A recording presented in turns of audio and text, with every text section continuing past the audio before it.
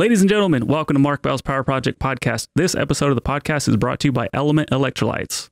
You know, the cool thing is that Mark told me about Element last year. He told me how he was using it before workouts, and he does a lot of workouts fasted too, so he suggested it to me. And in the past, because I do, a lot of lifting, a lot of, performance stuff outside the gym, I thought, towards the end of a workout when I'd cramp, it's kind of normal. Maybe I wasn't adequately hydrated. I didn't have adequate nutrition. So I'd just drink more water, eat more food, hope everything was okay, and cramping was normal. After I started grabbing Element, I started using the electrolytes, and they have 1,000 milligrams of sodium, 200 potassium, 60 magnesium, all the electrolytes you need. I'd use them pre-workout fasted, and I shit you not, I don't cramp up anymore. It's crazy. And it's like the workouts all go really well, even though I don't have food in my system. It's really, really crazy. The cool thing about Element is that they have a lot of great flavors. My personal favorite is raspberry. And you can just put a packet in water, drink it, do your workout. It's easy. It's simple.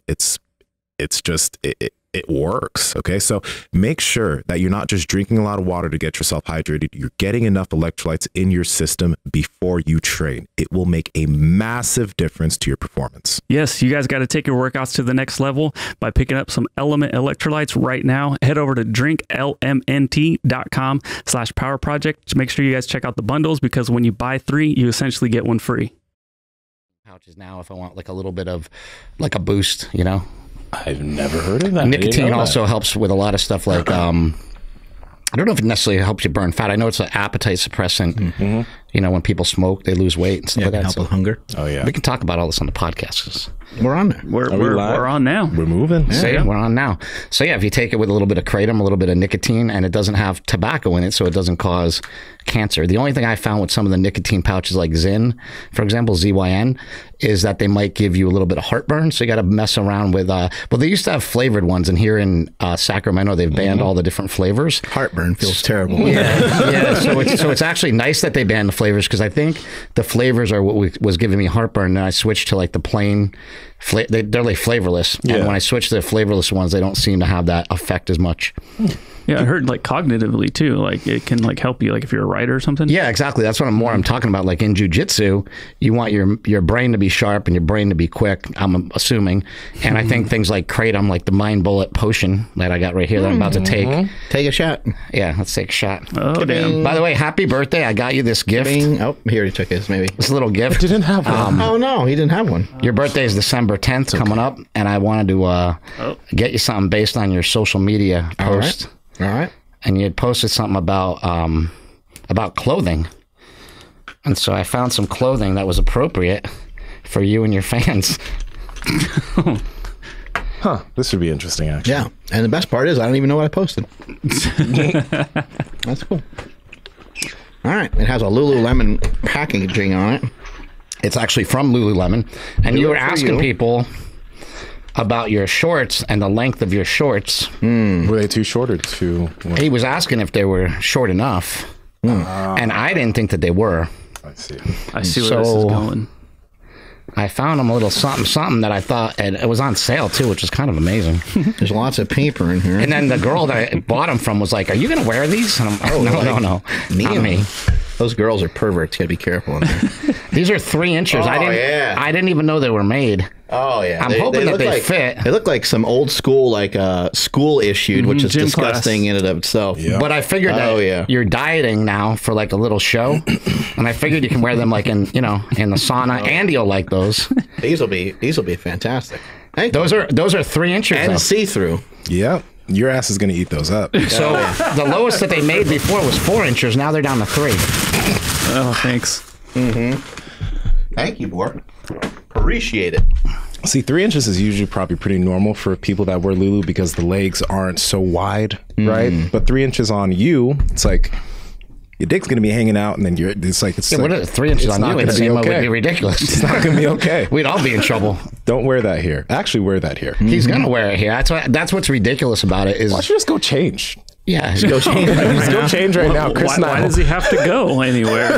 Just change right here. We have covering with the weird thing is, when I bought them, the girl was asking me if I was going to wear them. I said, no, my brother's going to wear them. But the weird thing is, I'll probably look pretty good on them. I'll go put them on in a minute. Right. I mean, why not? I just took some mind bullets, so get ready. Oh, yeah. We're about to take off to the moon. Mind bullet potion, by the way. Speaking of mind bullet, give us a little background, because you're the reason why we got mind bullet. So give us a little background on how this adventure into kratom creeped up and how it happened. So, as with everything, I have a bunch of weird friends. And I got a phone call from a guy named Horseshoe, a.k.a. Luther Reigns. And he's like, hey, bro, you ever try kratom? And Horseshoe wrestled for WWE. He's about 6'4", 280 pounds. Look, bro, and this stuff will be the best shit you've ever taken in your life. And so Horseshoe used to actually tell me that he took so many opioids. He said, I would take so many pills, I would get full. You know, that's how many pills he would take. He'd take about 100 pills a day. Wow. So Like he's he ate a a couple heavy, loaves of heavy bread. opioid addict. So you have a heavy, opioid addict coming to you with something that's all natural, saying, hey, bro, this shit works. And I'm like, come on, man. Like, there's no way. You must be reformed, and you must be not thinking straight. And so he said, no, I want to introduce you to this guy named Kelly. He wanted me to meet this guy, Kelly Dunn, who owned a company called Urban Ice Organics. And so Kelly came to Sacramento, and whenever somebody like comes to see you, this is when I was living up here the first time, right after I went to rehab. So I got out of rehab, and the issue that I was having was, the reason I was in rehab is because I was drinking alcohol excessively and taking benzodiazepines excessively to deal with the alcoholism, and I was just addicted to everything, and I needed to go to rehab to sort of get out of it. And Mark really helped me a lot with that process. And then coming out of it, I started like lifting at the gym, and I started getting inspired again and started feeling like myself again, but I was in so much pain that I just couldn't lift. So while rehab fixed the problem of addiction for me, it didn't fix the pain issue. And ever since, I've been working on fixing the pain issue. And that's what I'll talk about a lot today. But the thing was that my buddy wanted me to try this stuff because he thought it could help me get out of pain. And then the guy that owned the company, he sort of had ulterior motives, but they were good ulterior motives. He saw Prescription Thugs, and it said it just hit him in the heart. And he said, I was an addict also, and I just want to help the world be free of addiction and of these pills. And I think there's a way to do it with this stuff called kratom. And Back her on up for a second. What's Prescription Thugs? Prescription Thugs is a movie that I made about opioid addiction, and mainly about opioid addiction, but mainly about how pharmaceuticals have a clutch on us here in the U.S. You know, most of our elections are sort of run by big pharma. If you watch CNN or Fox News, it's like every other commercial. They're now taking old songs and they're making them into little jingles, you know, so they're going like, Trilogy, 1, 2, 3, you know, and then they go, and then meanwhile, Ozempic. When the news is actually on, they're telling you how dangerous COVID-19 is. Yeah, exactly. And meanwhile, all these prescription drugs are just killing people left and right. And I just thought it was really ironic. You know, I saw a 60 Minutes episode with Eminem, and at the end, they say for more on the Eminem, it was all about his addiction. So for more about the Eminem story, check out CBS.com, sponsored by Pfizer. And you're just like, so, you know, the drug companies that are making these drugs are sponsoring the very shows that are talking shit about them and telling you how dangerous they are. It's all really one kind of vicious loop and vicious cycle. And I'm not against pharmaceuticals at all. I think we need them. And I think we need, you know, right now it's interesting because we're looking at pharmaceutical companies like Save Us. And that's what I think it's a joke. It's like most people don't understand how deep this web is. So if you want to see Prescription Thugs, it's actually free on YouTube, as is Bigger, Stronger, Faster right now. So you can check that out and sort of get educated on what the pharmaceutical industry really does and really is up to. But I think you and I, like growing up, we didn't realize that there was like a lot of other drugs to choose from. Like we had alcoholism was in our family. We've had an uncle die from a drug overdose, a brother die from a drug overdose. But most of these drugs they were fairly common things. They were heroin, cocaine, alcohol being a huge one. But we didn't really see, like, I don't remember hearing about anyone really doing mushrooms. I'm sure that Aunt Susan probably did some stuff like that, and LSD and things like that. But we didn't really hear the family ever talk about that. We didn't know that those things were options. When you started to get into kratom, were you like, oh my God, there's like a whole nother maybe universe of stuff that could be alternative to opioids? And other things that people might be addicted to. Yeah, and I also got into this mode for a while. I think we swing back and forth, right? Between like the truth and reality. And I got into this mode where it's like everything had to be plant-based, like plant medicines work and everything should be natural.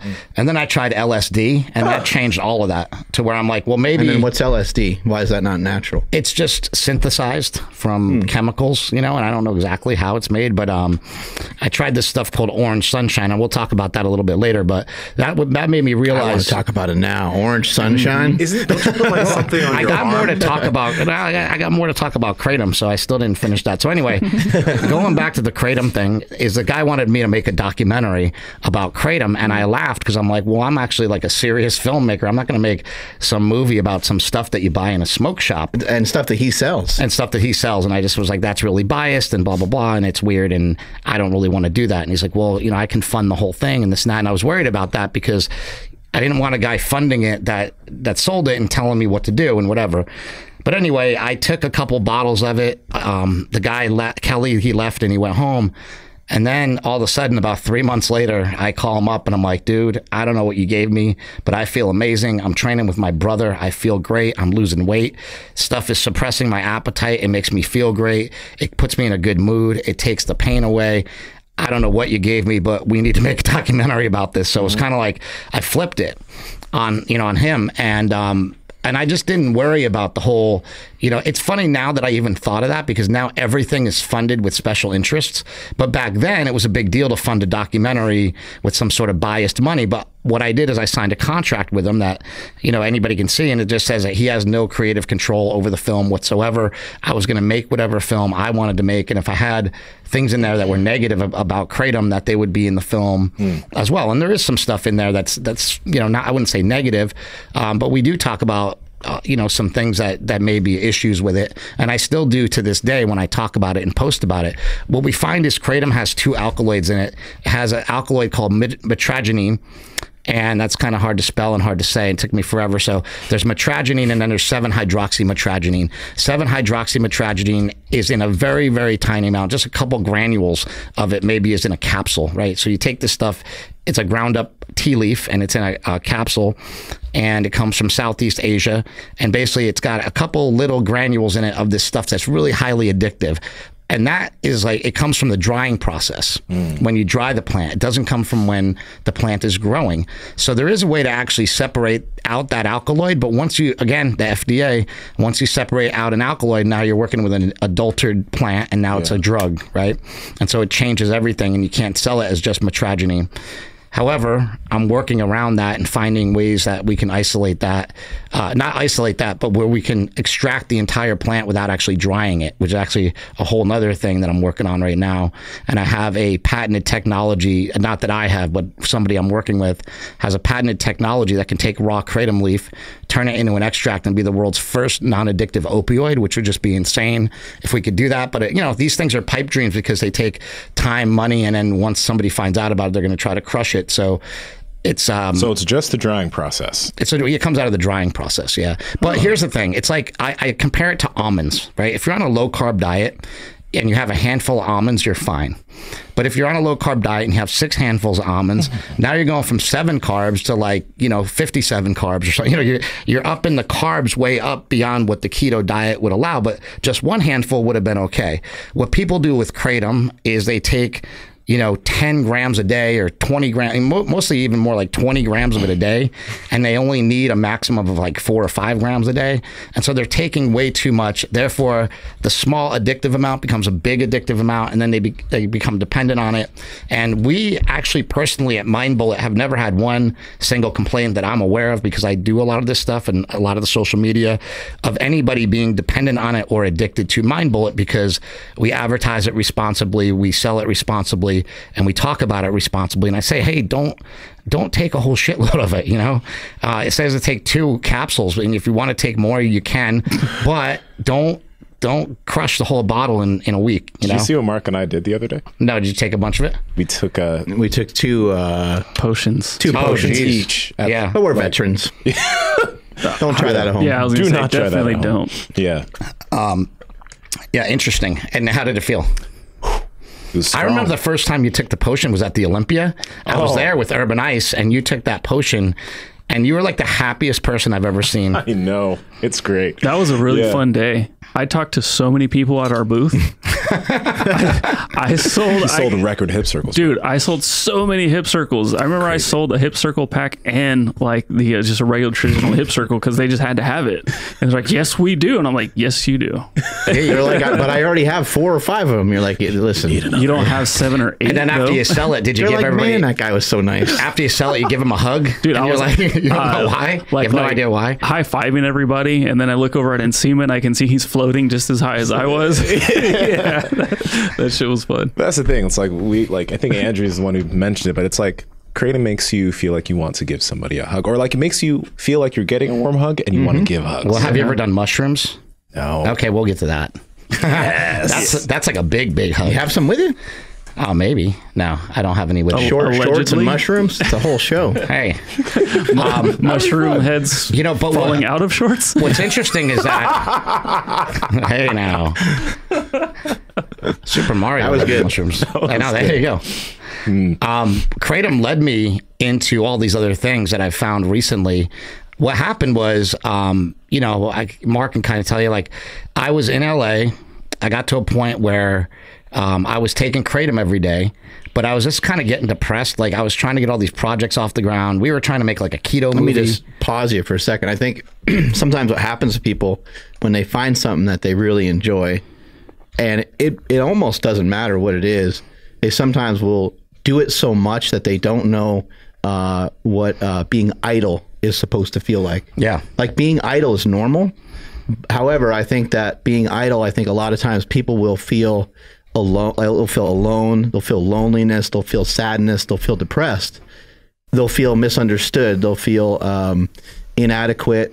They'll feel isolated. Yeah. And those are all normal feelings that everybody feels. And I think a lot of times when people get hooked on Kratom or hooked on drugs, I personally never been hooked on a drug like that. But from what I've seen, it appears that when people come to me and they tell me what they feel or how they feel, or even you shared with me how you felt, I'm like, I feel the same way pretty much every day too. Like, it's just different, it's different. Yeah. It's different for me. Like, we all feel that, and maybe it's not for me, maybe it's not every day, but maybe you have bouts of it, and it comes and it goes, and for people it's just at different degrees. But if you're always, not even always, but if you're getting high often, you're getting high and then you're going low. You're getting high, you're going low. You don't know what normal feels like. I think something else for you that you described to me before about painkillers is you would say, like, everything hurts so bad. But then I was like, well, how do you know if everything hurts so bad if you're using painkillers all the time? I think you're desensitized, just poking you, just putting my finger on you. You'd be like, that fucking hurts. Yeah. It's like, how is that possible? But it's because I think the drugs lead into some of that, not to discredit the pain that you were in, though. No, I think if you talk to Dr. Drew, who I've talked to several times, and you have as well, he'll tell you the same thing. It's called hyper-analgesia or something, where you become like resistant, like you basically hurt more because you're taking the painkiller. So if you take opioids, because I used to say the only problem with opioids is I'm going to run out or I'm going to die from taking too many. And that was the only problem I had with it, right? But the real problem is that you create oversensitive like pain receptors, and then everything hurts even worse. And so then when you get off the opioids, you have nothing to really fix that, and your opioid receptors will never ever reset back to normal. They just won't. And what I actually found through this process, and I moved back up here because I was depressed. I was living in LA, and this is way before the pandemic. And I just moved up here to be around Mark, and I was trying to figure out what to do next. And I was trying to make a movie on keto, and that wasn't going really well because we had a bunch of momentum, and then we filmed a bunch of stuff, and then things would kind of stop and go, just because the nature of making films. And I kept stopping making a keto movie because I didn't want to be wrong. I realized, like, hey, I don't know enough about this yet, and it's going to take a couple years to actually really know about this. And Mark always says, like, you're not an expert until you've done it, and I had not even gotten to a point where I was like ripped yet, and then I tried carnivore, and all of a sudden I got really in great shape. That helped with my pain a lot, but even that got to a point where I exhausted that. Like, I swung too hard in that direction on carnivore and thought carnivore was for everybody and everybody should do it. And then I came back to reality and said, like, you know what? I'm actually still in a lot of pain. And I was telling people, like, yeah, carnivore killed the pain. It did a little bit. It helped a lot. It helped more with like inflammation, I'd say, than actual pain. Yeah. But what I've learned now, talking to Lane Norton and other people, is that the inflammation actually came from me just being fat and eating really excessive calories all the time. And that was more than being carnivore could ever do. And I think a lot of people that are experienced, like trying a carnivore diet, I would challenge them to just try tracking their calories and being really honest. Yeah, any diet. And then even talking to you, Nsima, when you told me, like, you know, I think it's really good to track because you learn a lot about yourself. And I just was going, whatever. Like, I mean, not like I wouldn't listen to you, you're shredded and awesome, but I just didn't want to do it. Like, I was lazy. And then after just enough of watching videos on YouTube and keep coming back to you, you were shredded all the time. I'm like, dude, this guy like tracks shit. Like, he knows. And then you said, well, I don't do it anymore because I know what I eat now. I know what I can eat. And I just said, you know what? I just need to learn that. And so I went and did that. And, learned just a whole lot about myself and a lot about what I could eat and what I shouldn't eat. And holy shit, I'm eating like 300 grams of fat a day. What happens if I drop that to 90? Well, you lose a lot of weight and you get in good shape. And that's still a very sufficient amount of fat, you know, for me. But what that all led me into was doing more and more research and talking to a bunch of people. And I talked to Dr. Tony Huge, of all people. And he said, doctor, you know what, if something like dings in your brain? He said, have you ever heard of Ibogaine for your pain? Okay. And it went ding. And I go, you know, I just started recalling. I go, well, I talked to the top leading expert on Ibogaine, which is a synthetic version of Ibogaine. I talked to her at University of Miami when we were doing the Kratom movie, because she was telling me that Ibogaine and Kratom could possibly be, you know, this double whammy for opioid addiction. Wow. And I didn't really know anything about Ibogaine. And then I heard another podcast where a girl was talking about, I think it was our boy Robert Sykes, Keto Savage, who I love. So listen to his podcast, and he was talking to some girl, and she was talking about Ibogaine, but she was talking about it for depression.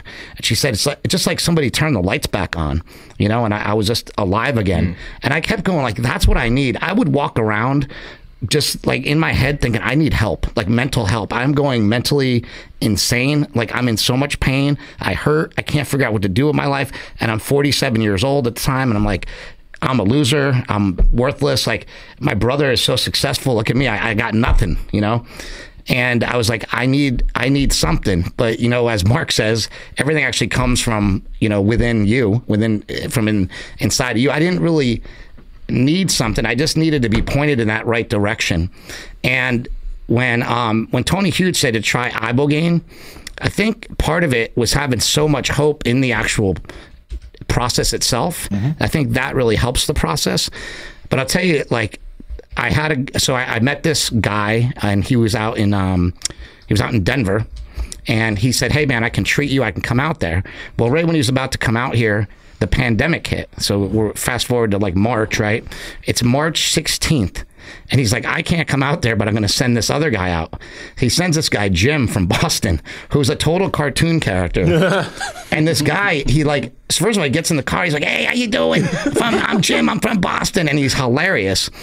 And he's older. He's like 58 years old. And he's like, I go, so I'm talking to him like, how many times have you treated people with Ibogaine? He's like, just a couple. I'm like, oh shit. And I'm like, I could die today. And so Ibogaine is probably the strongest, I would call it the master psychedelic. They call it the alien molecule. Scientists have never seen anything like this. What it does is it is a tree bark from Gabon, Africa, that was actually found by the pygmies, and the pygmies use it. I can imagine like pygmies being like fucked up on Ibogaine, you know, dancing around the forest. But the pygmies use it actually as a religious ritual, and it's called a reset. And it literally, this is going to get people really excited, literally resets all the neurotransmitters in your body. So it resets your opioid receptors, it resets your testosterone receptors, it resets all the receptors in your body like back to a default state. And the mechanism of it is sort of unknown, but they look at cells afterwards, and the cells are like completely repaired and fixed, and all this crazy shit happens that like nobody really knows about yet, but there's a lot of research being done on it. But it also, besides resetting everything, it can interrupt every single addiction known to man. So whether it's gambling or alcohol or pornography or whatever it may be, any sort of drug, it can sort of just basically stopped that addiction dead in its track. I had a 30-year chewing tobacco habit. I would chew usually like just once a day, and I hated it because it's gross. Nobody likes it. There's nobody that would rather have you do it than not do it, you know? I always had a cup to spit in. I always had a gross spit cup everywhere. Sometimes drink it by accident. Yeah, I've done that when I was drunk. And I just didn't want to do it anymore. But also I was really, really depressed. I was in so much pain. Like I hurt my knee deadlifting on my sobriety birthday, a couple months before. I had pulled a 700-pound deadlift with the wagon wheels. So I cheated a little bit. Wagon wheels and trap bars and straps. But I was able to pull. Yeah, but it's not an Nsima 700, but it's 700. But I pulled that, and I also pulled my knee right out of the socket there. I mean, I just killed my knee. I basically tore my ACL. Partially. I never got it fixed because I didn't have insurance or anything. I was just like, screw it. I'm just going to lay off of it for a while. I actually couldn't walk and was on crutches for about 2 weeks, just skipping around on crutches with it. But I just was like letting it heal up, but it never really healed up, and it would always hurt. And it would kind of like go away and come back, go away and come back. But when I did Ibogaine, what was so crazy is I woke up the next day and I was going, I don't think my knee hurts anymore. I was like completely blown away. And for I would say about 7 months straight, I had absolutely zero pain in my knee. Lately, we've been pushing it really hard and training really hard, and pain will come back in my knee, but I feel like it's overuse, and I don't feel like I tell Mark, I got to be careful with what I say, because Ibogaine, like I would have this chronic pain in my body where I'd be laying on the couch, and I would, honestly, I just don't mean to sound like a pussy, but I would want to cry, because I'd be like, I can't even get up off the couch. What is wrong with me? I work out every day. I eat just meat. I'm doing all these things, but I can't seem to line things up. Things aren't working out for me for whatever reason.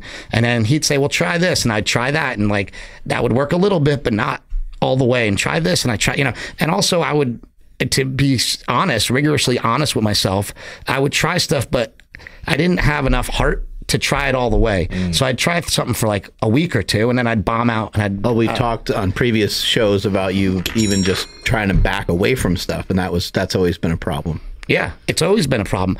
What Ibogaine does, though, is it allows you to detach from everything. So I did the Ibogaine. What I did is so this is actually really funny. On March 16th, the day before everything got shut down, this guy, Jim, he comes out from Boston. He literally gives me a couple pills. I made a movie about it called Ibogaines. That's on YouTube. You can go watch it. And I have a website called ibogaines.com where if people want to inquire about getting treated, they can do that as well. But Jim basically gave me a couple pills. I got violently ill for about 4 or 5 hours, to where I felt kind of the worst I've ever felt in my entire life. I was like, this isn't really pleasant, He told me it was like a lot shorter than I thought, so maybe it was, but I was definitely tripping. Like it's a hallucinogenic, it's a hallucinogenic drug. So you definitely hallucinate. I was seeing all sorts of stuff.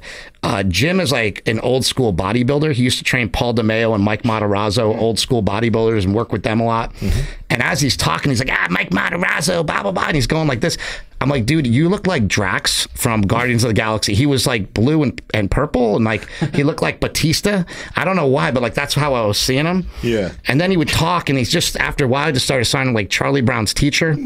I was asking him like, hey, do you see all that shit on the TV? What is it? What's going on? He's like, nothing's on the TV. The TV's completely off. I was hearing loud buzzing noises.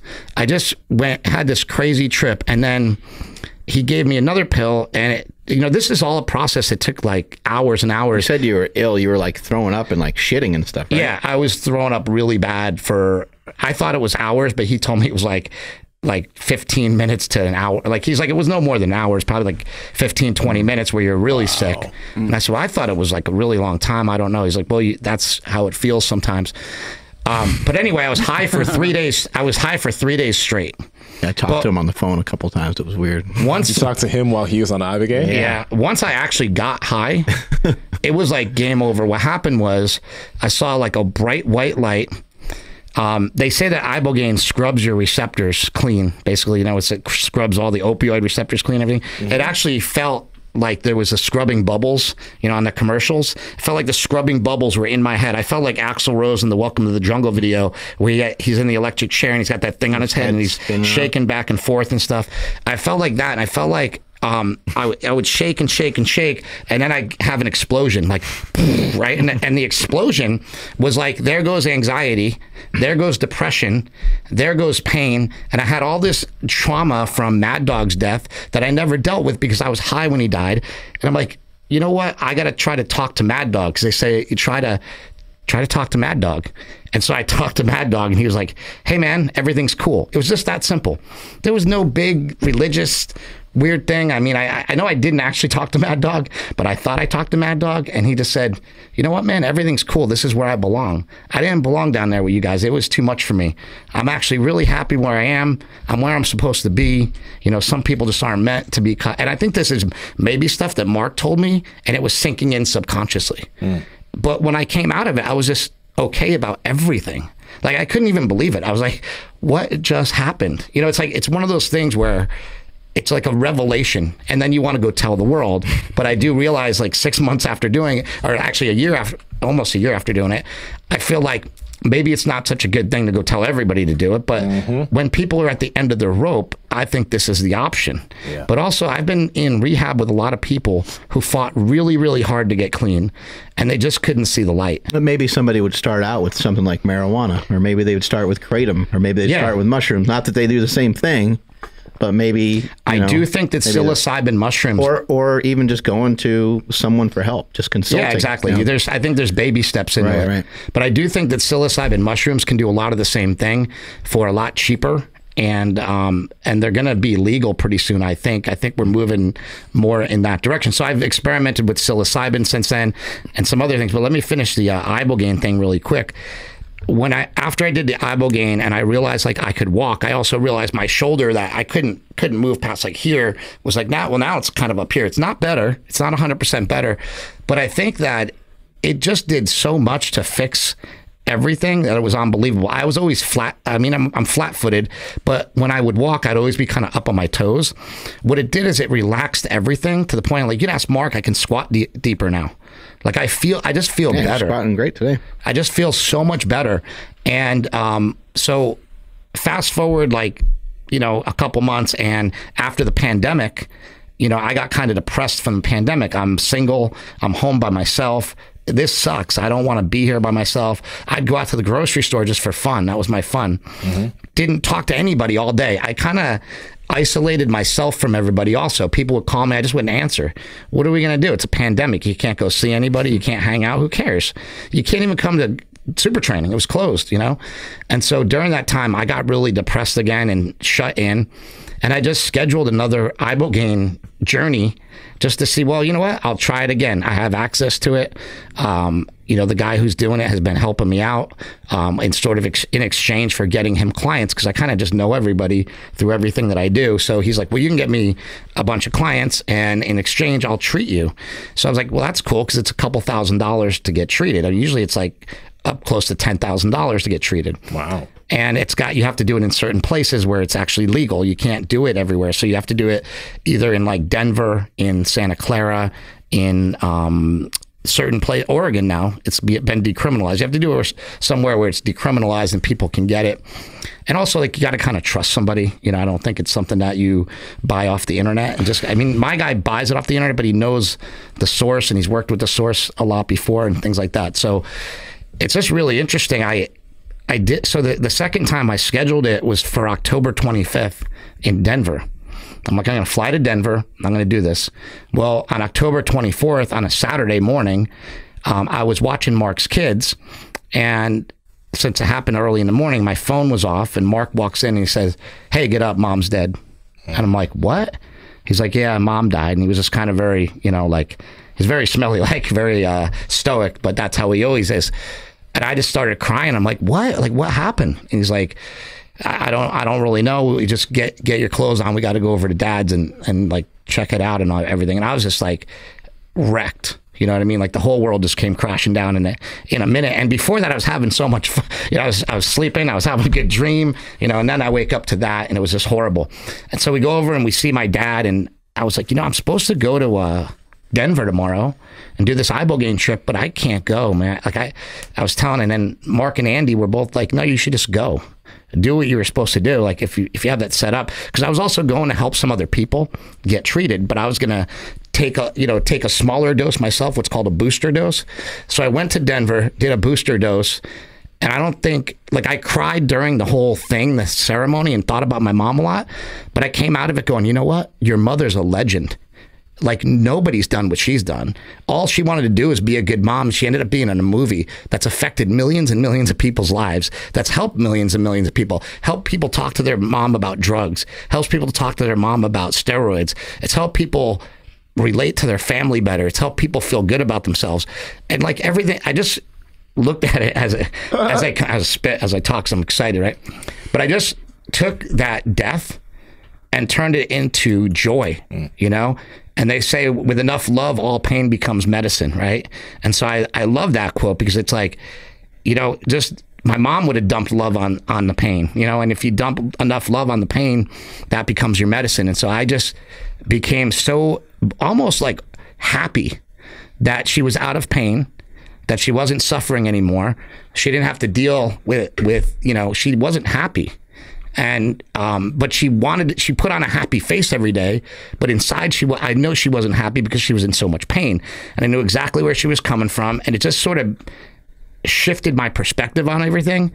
And I've just been so strong throughout the whole thing, and I really think it's because of using psychedelics that I didn't like break.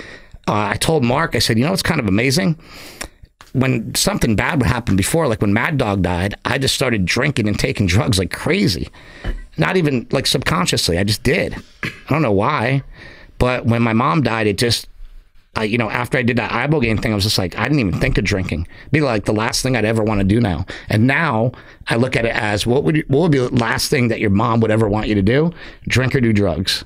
But I think there are drugs, you know, not do the drugs that I was doing before that were bringing me down a bad path. Wow.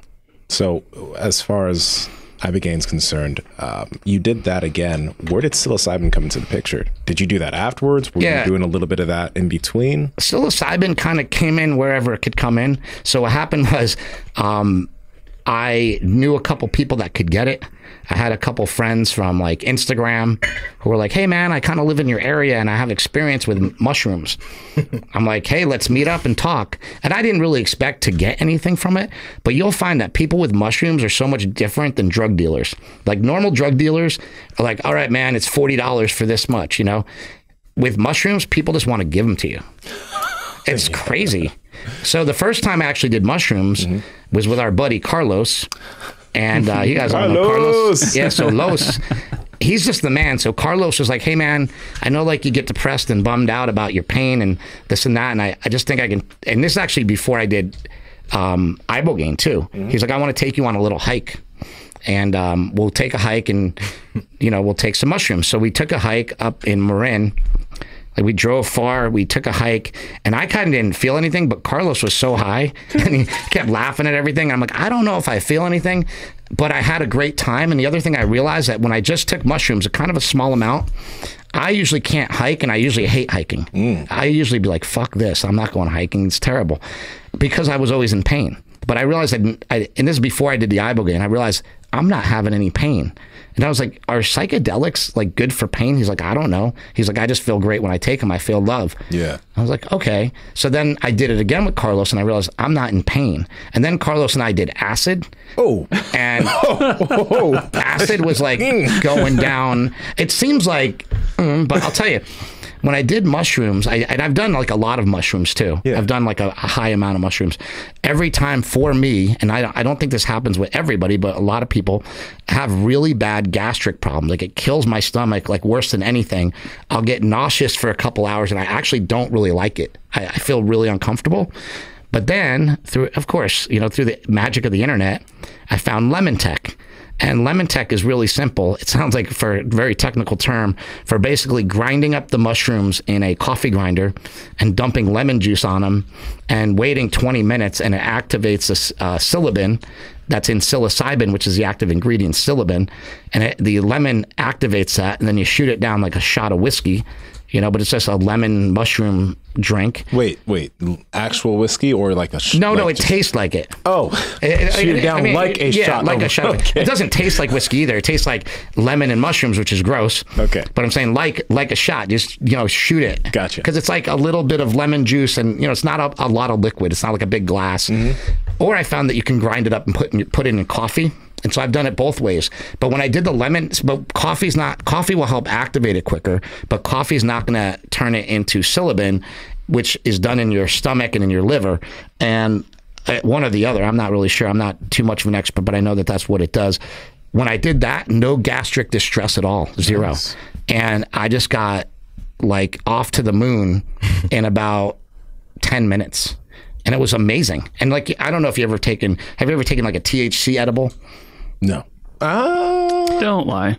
I don't know if your mom's not watching. I promise. No. I don't know if it had like these things. It takes a long time to kick in it or not. It takes a long time to kick in. Yeah. Oh, edible, like edible marijuana. Yeah, but I don't know if maybe there's. No, THC. It has THC. If that's what it is. So, you know, unless it's a CBD edible, which would be weird. No, it wasn't a CBD edible. So it was edible, and you got high from it. Yes. Okay, so you couldn't control it though. Like you didn't know when it was going to hit. Nope. When it was going to kick in. Nope. But like that's what's great about this mushroom concoction is it kicks in like 10 minutes. Does it kick in faster when you do the blending thing? Yeah. Okay. Yeah, we blend it. Well, the lemon's what makes it kick in. Mushroom otherwise could be like 3 hours, something like that, right? Usually it's about like an hour to maybe 90 minutes. A little more unpredictable, but also, and especially like, with food, right? Also, like I gave you a THC product that's supposed to kick in 5 minutes, and you said it took like 2 hours. But that could have been because you had food in your stomach. Yeah. You might have had a hot drink. Like there's a lot of reasons why it could have delayed that. If you got anything you want to pass over here? I do. I actually am working with a company that has a THC product that kicks in within 5 to 7 minutes. What is it? It's going to be called High Caliber.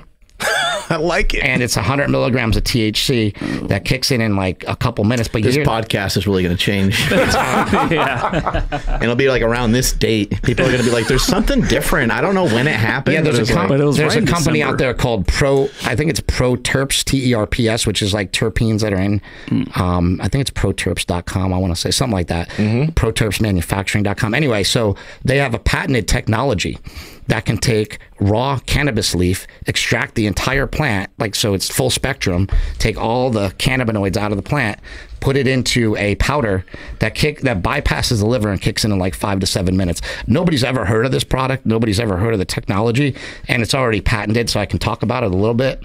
But that's another thing that I'm working with, because like I said, if we can get the technology from that and use it with other things, like maybe psilocybin, because psilocybin is going to be legal soon, maybe kratom. So it's like I'm trying to find investors for them and trying to find different people to help. And right now, a lot of great people have their money in psychedelics. If you look at Kevin O'Leary, Mr. Wonderful from Shark Tank, I love that guy. That guy's amazing. All his money's in psychedelics. Not all of it, but a lot of his money's in psychedelics. Tim Ferriss dumped like $30 million into psychedelics. And he's really, I don't know if it was all his money, but he's put a lot of money into it, and he's really at the cutting edge in the forefront of this whole psychedelic movement. But I try to get in touch with these people to tell them about ibogaine and what it does, and it's like kind of nobody ever gets back to me on stuff. So it takes time to get it out, to get the word out. Do you know some of the history? Because like it seemed like the 60s and 70s were like a time for that, and peace, love, and happiness, and all that. And then it's like, so how did they? I have an amazing. How did they get deterred? Like what happened? Like it seemed very progressive at that time, and then they disappeared. There's an amazing documentary called The Sunshine Makers, and The Sunshine Makers is on. I think you might have to get it on. I think it's on maybe on Tubi for free or one of these free streaming. But just look up The Sunshine Makers. You can definitely rent it on iTunes.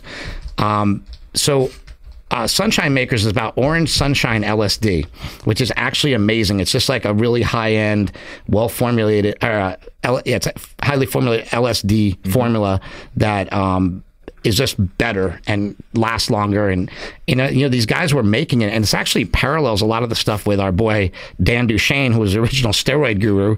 Well, before Dan Duchaine and steroid gurus, there were like LSD gurus, guys who followed Timothy Leary and maybe some of what the SARMs guys deal with. Yeah, exactly. And so there's always cutting edge people out there, and these guys were. It's so amazing to see how these guys were like making it in their. I want to check this out. It sounds cool. Making it in their basement and stuff. And so you see all these things that are showing. Yeah. Then it got into like everybody telling to scare. Well, yeah, everybody trying to scare you. Ooh, yeah. Right. But none of that shit happened to me when I was doing LSD. Like I didn't see any of that. I just had fun and I felt great. And so how long did it last, by the way?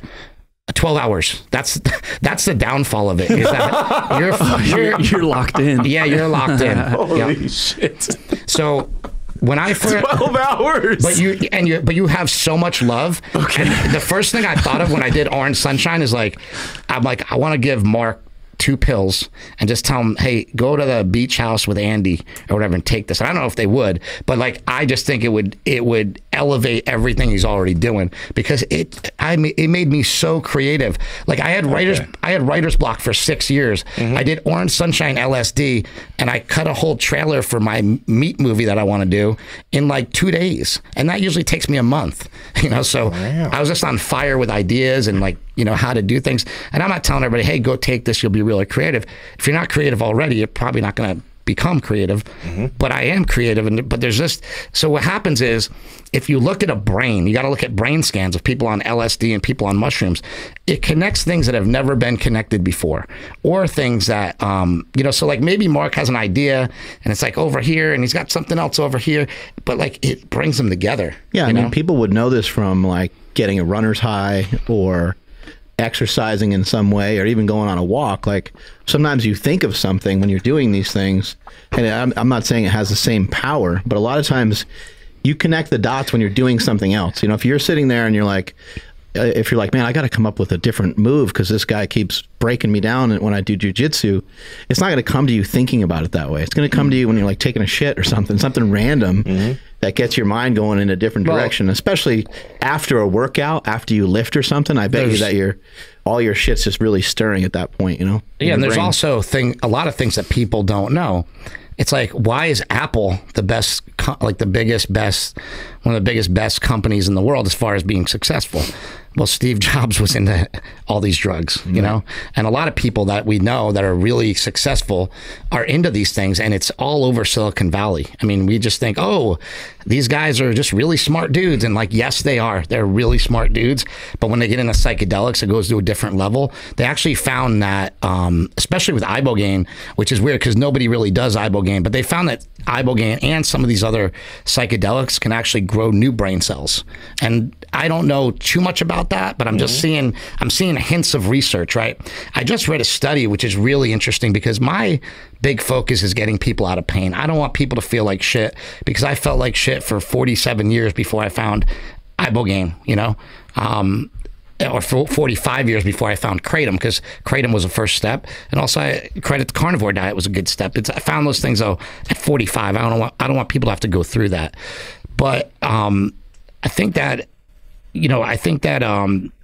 if you look at the studies from San Diego State, they have a study that's like the psychedelic science of pain.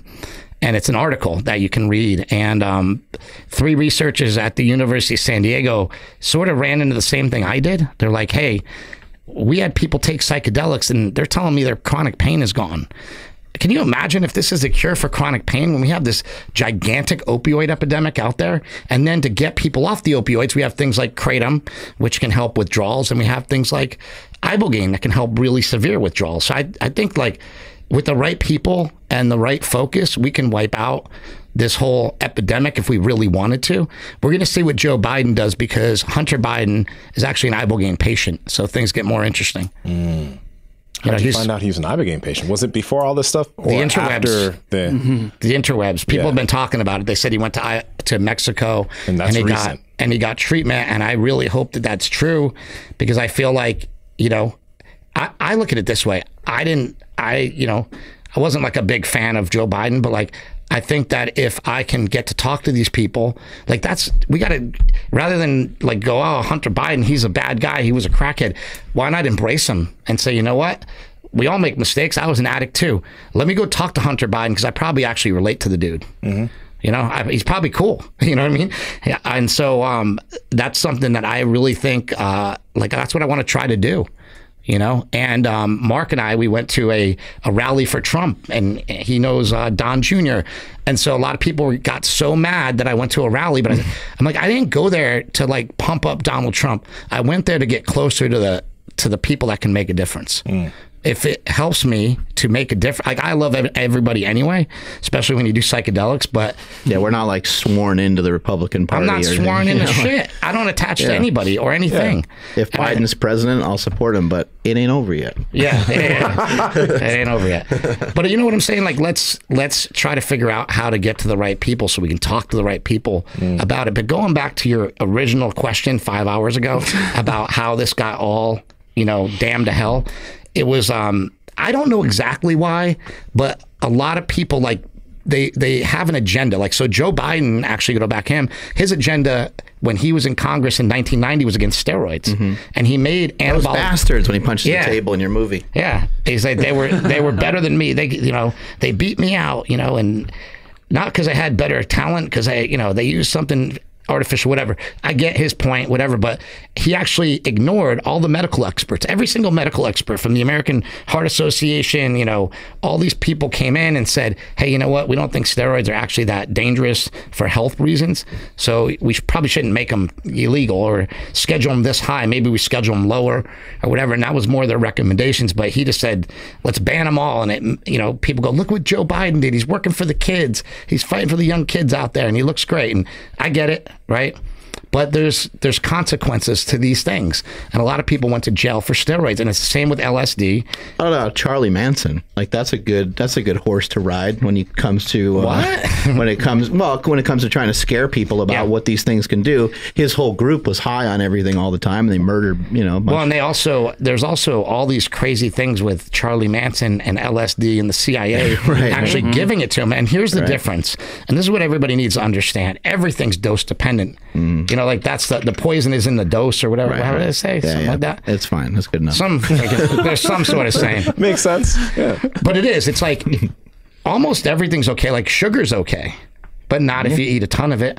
You know, it's a plant. It's a plant. It's almost everything's okay. Cocaine is used in medical procedures all the time. Like there's all sorts of shit that's like okay for certain reasons. Wait, it is?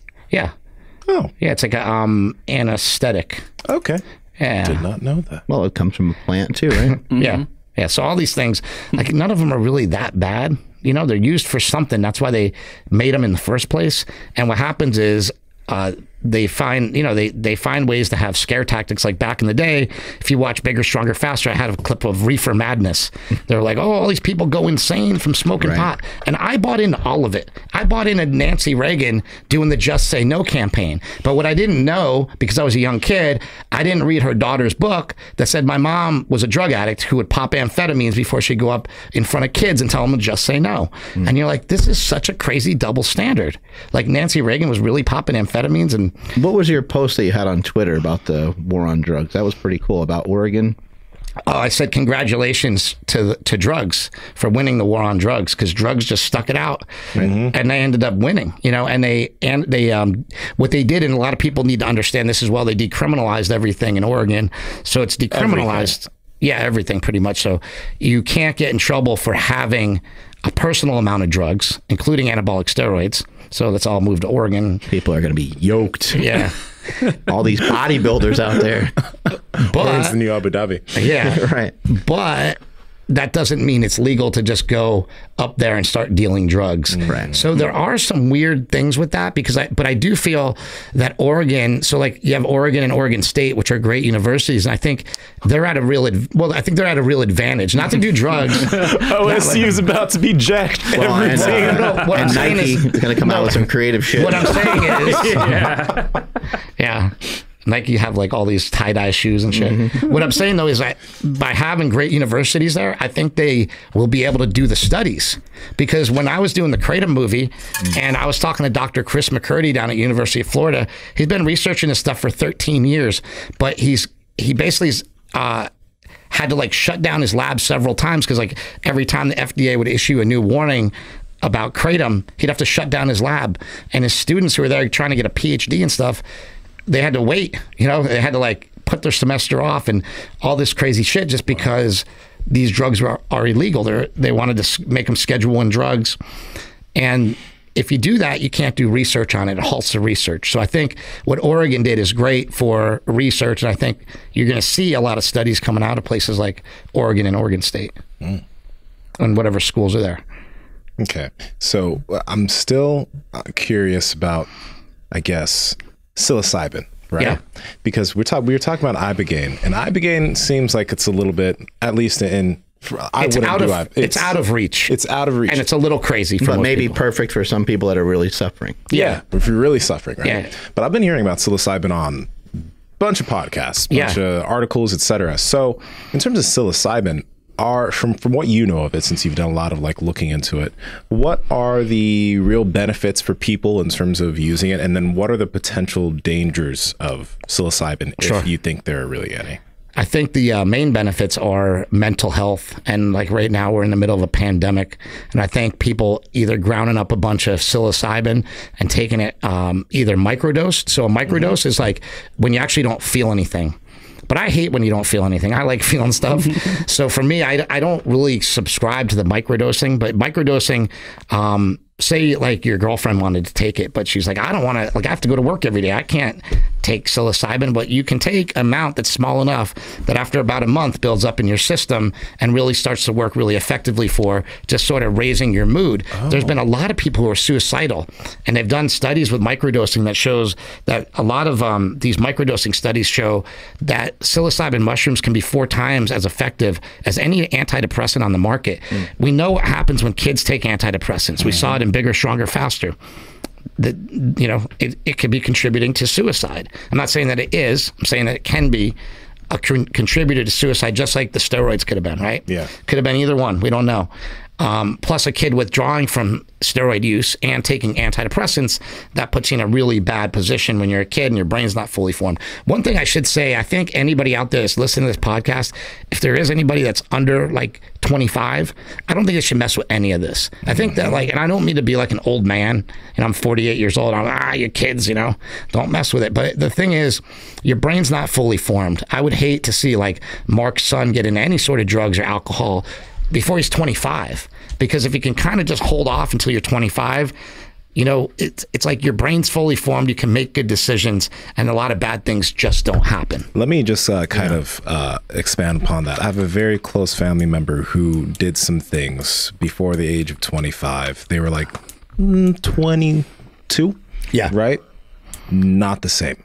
Yeah. Not the same. And it was some light stuff, but they had something within their genetic structure that kind of flipped a switch, and they were not the same. You know, Mad Dog got into all this stuff really young, and he was already mentally unstable when he was young. He just had a lot of issues, you know. He would strike out in baseball, and he'd throw the baseball bat and, you know, yell at the coaches and all these things. So for him to mix drugs in when he was like 16 and 17 was just not a good idea for him, and it led to him dying at 37 years old from whatever he died from. Like, we don't even really know, but I know that that's the reason, is drugs and alcohol got him there, you know. And it's just really sad because relationships too, you know, relationships. I don't even know what you would do, you know, with a kid, your son or whatever, that wants to be in a relationship when they're like 14. But it's not that it's negative, and not that it will lead to problems, but it just can. It holds a lot of weight. Well, relationships, you know, when you're 14 usually don't last, and it causes heartbreak for kids, right? And it causes teasing, and it causes all this other stuff. All these things that are very difficult as an adult, I would just multiply it. Right? I would just say it's a lot harder on a kid, and then a kid who's 15 or 14 is going to be pissed off, is going to be, you know, feel isolated, alone. Like, that's very, very normal for kids to feel that way. My parents don't understand me. Nobody understands me. I don't want to talk to anybody. Like, all those things. I mean, I think every teenager experiences some of that. And so I think that you guys are right 100%, but it's hard to figure out how to, you know, pull them back on some of that stuff. And then now there's more information than ever of people utilizing a lot of stuff and becoming very famous and kind of getting ahead, whether it be steroids or whether it be, you know, we talked earlier today about like Jimi Hendrix. Yeah. You know, he died at like 27 or something crazy. He's like amazing that. too. That young? Wow. Yeah. But Do you ever he went down as still talked about today. do you ever have those conversations with your kids, or does it not come up? Yeah, no, we talk about all kinds of stuff. We have examples, you know, we use real world examples. We have examples in our family of, you know, histories of Well, Jake remembers Mad Dog, right? yeah. Oh yeah. Man Dog. Yeah. Yeah. Yeah. He was real young when Mad Dog died. You know. Yeah, we have examples of that, and I also talk about drugs very openly. Like, hey, that I don't see anything really wrong with them. Yeah.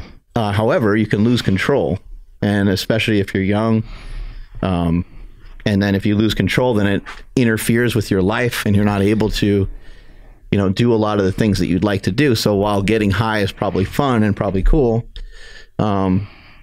if you start to get addicted to that, that's probably not great. And you know what's really interesting is like the things that kids want to do, like drink and, you know, well, they want to smoke pot now, which I don't think is that bad, but it can, you know, turn into laziness and whatever. But, you know, people say there's no good drug and bad drug. It's like a drug just sits there. But I kind of disagree with that in ways where... A little bit like food, right? Yeah, it's like, I kind of agree. I get it. But also I feel like alcohol is the worst drug on the entire planet. And it causes so many bad things and breakups of families, and the way people look, like it ages the shit out of you. It's just horrible, you know? And in very normal amounts, it's okay. But I feel like nobody drinks it in normal amounts, especially in America. I mean, I don't know if you heard... you drink it to get drunk, right? Yeah, people, and to get a buzz. And people talk about how they would drive, you know, during the pandemic, they drive around the dumpsters just full of alcohol bottles, you know, and we're drinking ourselves to death. And it's pathetic, and it's gross. And it's like, I used to do that. I know what that's like to drink yourself to death. And I just would wake up every day bloated. I look so old. You know, my skin looked like shit. I think it's a little bit worse than what you were doing, in a sense, not from a moral perspective at all or anything like that, but I think it's worse because I think that people don't... I think at that time you knew what you were doing was wrong. You just didn't know how to stop it. Yeah, I couldn't stop it. I think that what people are doing today, they have no recognition that it's a huge problem. Yeah, and it's just sad because, like I said, I don't think it's bad to drink. I think it's bad to drink all the time. And then... you know, again, with marijuana, you can just overdo that too. During the pandemic, I was spending so much money going to the dispensary and buying a bunch of edibles because I thought, like, I'm just bored. I'll just take them. And it got to a point where I would take like 2 or 3 edibles in a day, and they're like really strong, like 100 milligrams, you know, and I'd be like Joey Diaz popping edibles. But the thing was, it got to a point where it did absolutely nothing. Yeah, I could take tolerance. Yeah, I could take 300 milligrams of THC and just, you know, drive to the store. And like, I'm telling you, like, completely fine. And to me, like, and it's expensive. That can end up costing you a lot of money. I don't, you know, I don't have money like that to be blowing on stupid shit. And so I just made a pact with myself that this next time when I did Ibogaine, I felt like that was an addiction. And again, to get out of addictions, you need to be rigorously honest with yourself. You need to say, you know what? I'm addicted to marijuana. I know it sounds stupid, but I'm addicted to it because I go to the damn store every day. I'm like, I'm not going to go to that store starting when I get back from Denver. And I haven't. And to me, like, that's awesome because it's like I'm not saying I'll never do that again. I'm just never paying for it again. You know, like I'm never going to go spend money on that again because I don't want to. If I'm somewhere and somebody has it and whatever, I feel like doing it, maybe. But I feel like I get to be what Mark says, made of something different. You know, be made of something different. Don't buy into the bullshit, and don't buy into the crowd saying that you got to do this or that. And I'm just done with.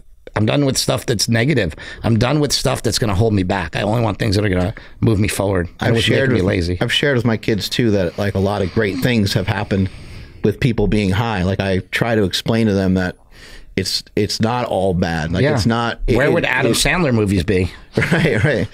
But like Eminem, you know, is a great example, or Jimi Hendrix mentioned earlier. But I think a lot of great poetry, a lot of great writing, a lot of great ideas, inventions, creations. You mentioned Steve Jobs, and the list of that shit goes on and on and on. So I want my kids to just understand from the get-go that sometimes people utilize these things and they pay off, and sometimes people use them in a way that just helps them deal with life. Again, just like diet, tools, right? Yeah. There's tools of the trade. And so kids use video games on their phone to deal with their life, right? Yeah, they use Instagram and whatever else. And how can you tell a kid not to play video games when people are making millions and millions of dollars doing it on Twitch and do it? So it's like, you know, there are exceptions to everything. And Me and Jake have an ongoing joke. You can't play video games your whole life. And then we both laugh and we're like, but can you? Yeah, but you kind of can, you know, and we laugh about that. Russell, he's my friend from the gym here, and Russell, he loves video games, and he goes on Twitch and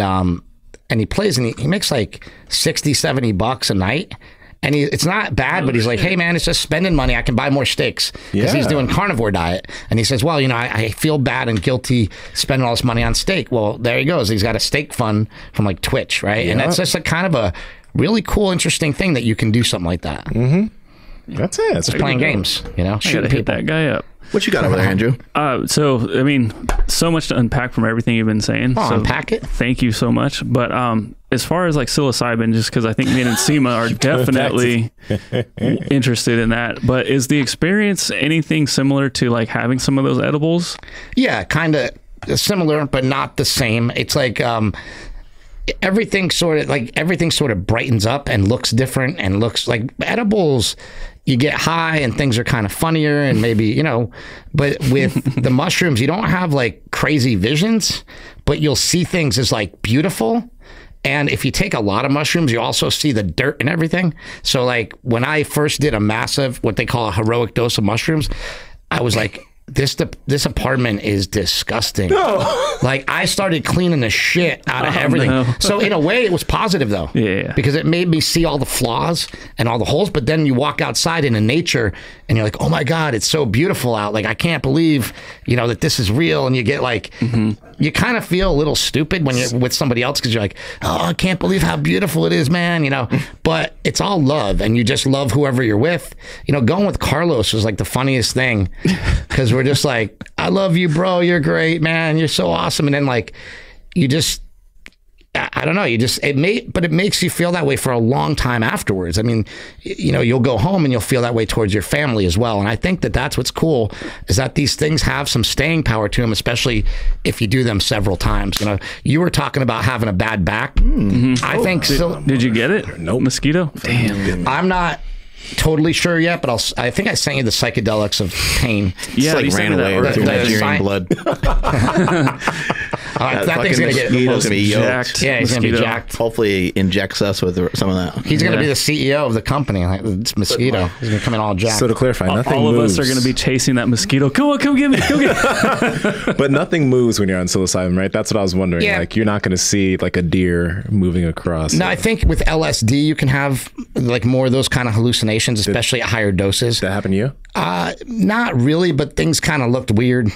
When you look at your phone, it's like, whoa. Like the best thing to do is stay away from technology, actually. So if you talk about, and people should know some of these names, like Terence McKenna is sort of considered he wrote a book called like Food of the Gods, and he's sort of considered the top guy on like psychedelics. He's on Joe Rogan and stuff. Yeah, and there's a lot of stuff you can look at. Another guy I love, and if you ever do acid, you have to watch Midnight Gospel. It's the funniest thing ever, especially if you're on acid. Have you seen it? I've seen the show, but I haven't been on acid. Yeah, so Duncan Trussell is kind of amazing, and Duncan Trussell I think Duncan Trussell has one of the best podcasts. He always talks about psychedelics, but he also talks about some of these teachings from some of these gurus have used psychedelics. Like there's a guy named Ram Dass. Oh yeah, I've heard of Ram Dass. Yeah, and so Ram Dass does all these, very like I think he would like Mark would like it because it's very intelligent and very scholarly, and he's giving you all these teachings about life and saying all this cool stuff. And I think that stuff's important and it goes with it. I don't think you need a shaman. I don't think you always need somebody there like that, but I do think you have to have some spirituality into it, because I think if you don't, you're just kind of missing out. So one of the things that's most amazing is I did what they call a heroic dose of mushrooms, which is 5 grams, because a friend of mine gave me a whole bag and I started eating them and it started to get kind of fun. And then I threw on an Eminem song and I was just like, what would Eminem do? Eminem would eat the whole bag. And so I just ate the whole bag. Oh my God. And all of a sudden I just went on a trip like to the moon. This is in that trip I definitely saw like weird stuff and weird things really happened. And again, it killed pain just like the ibogaine. Like when I came out of it, I felt great for weeks. So I do think that psychedelics can kill pain. It could probably help your back. I can't say like, oh, it's going to heal your back. I don't know what it's going to do for you, but I can tell you what it did for me. It made me feel amazing. Some of it might give you a different perspective on your back or how you feel about yourself. One thing you guys should both know is that when you do any psychedelics, well, all you guys should know, when you do psychedelics, you realize that everything's bullshit. Everything. This election, this is bullshit. Who even cares? Nothing affects you anymore. Like, I don't care, Well, you realize in a good way. It doesn't actually affect your character. What it does, it helps you detach from impact that at all. You detach from other things, right? And when you detach from other things, it allows you to think clearly on your own and be your own person. Yeah, because you're stuck. And everybody's stuck to something, right? We're stuck thinking to about other people's bullshit. Yeah, we're stuck to our ideas. We're stuck to this, wearing a mask, not wearing a mask. You're stuck on it. You just not worry about it. Yeah. If you don't worry and you just do the right thing as you know it all the time, I think you'll be okay. And when you realize everything's bullshit, it actually really helps you. It's the guy in high school who doesn't give a fuck about anything. He gets more pussy than anybody. Yeah, he just doesn't fucking care. Just chill. Yeah. And that's what people are attracted to, because when you're attached to things, you tend to defend them. You tend to get, it makes you aggressive. Like, I think this guy said this and blah, blah, blah. And you argue with people. Who cares? Like I see on the internet all the time on Twitter, and I'm going to start refereeing, because I see people will go after, like people that I like will go after people I like. So, there'll be a tweet from, some carnivore versus some other guy who's trying to shut him down, and it can all remain nameless. But I know who you're thinking of, because I'm thinking of that. But I like both guys, and I want to say, guys, we should get together and do some mushrooms. Yeah. Because that would be the way that they could talk, and they could come together, and they could actually agree, and they could agree to disagree, but they can come out of it going, I got your point, bro. I love you, and walk away, rather than all this Twitter bullshit. It is so immature, and it's so stupid. And when you take mushrooms or LSD, you realize all that stuff is bullshit. You just don't care. You kind of become like Mark is very stoic, and I'll see somebody wrote something about slingshot, and I'll want to go crazy on the guy, and he'll be like, haha, that's funny, because he's already detached from a lot of things. Yeah. Just that's a trait that he has, I believe, and but also I think it's a muscle that he developed. A couple of years ago, I bought him a book by Ryan Holiday called The Daily Stoic, and I think he read it and somehow just sunk into his brain. But I think that, I don't know if that helped or not, but I think that like that kind of stuff. I've researched stuff, that are similar from that point, Yeah, and I think that that's important. I think anybody should actually look at The Daily Stoic, because The Daily Stoic, and Mark said something before that was great. He said, these runners high, and they kind of happen naturally, and not to discount the psychedelics, but not to discount the natural things. So what we do in this country is we are dopamine chasers. Mark went to Bodega Bay and did what he calls a dopamine fast. And that's even hard to do, because like everything's dopamine. Like, and you have sugar, it's dopamine. You have this. So dopamine is chasing the girls, chasing pornography, chasing TV shows, chasing likes on Twitter, but serotonin is when your mom says, you know what, I love you, sweetheart, and gives you a big hug. That's serotonin, and there's nothing like it. Duncan Trussell was just talking about the other day, I've spent thousands and thousands of dollars on drugs, probably millions on drugs, to get high, to get to a certain point where I could feel that serotonin in my brain and be happy. But when my kid was eating pancakes that I made the other day that were really healthy, and there was nothing bad in them, and he said, wow, Daddy, these are yummy. He's like, that I couldn't buy that drug. They don't sell that drug. And I think a lot of people are missing out on the real life, real world serotonin, and sometimes people don't have that, but you got to search that out. You got to look for the things that help you produce serotonin and go after that, like a long walk in nature. Serotonin is a time investment.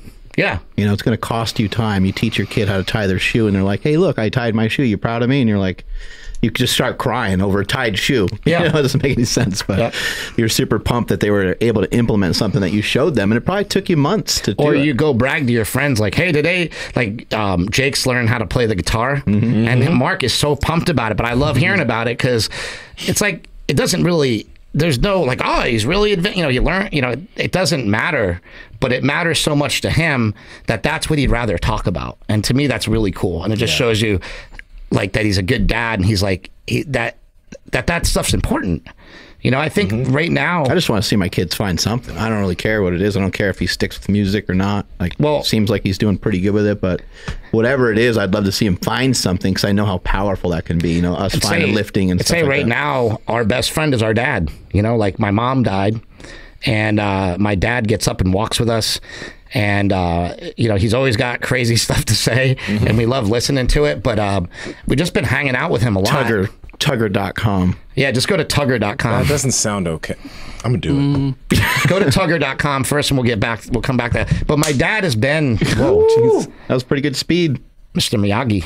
You must become the mosquito, my son. I think I got it. My dad has been...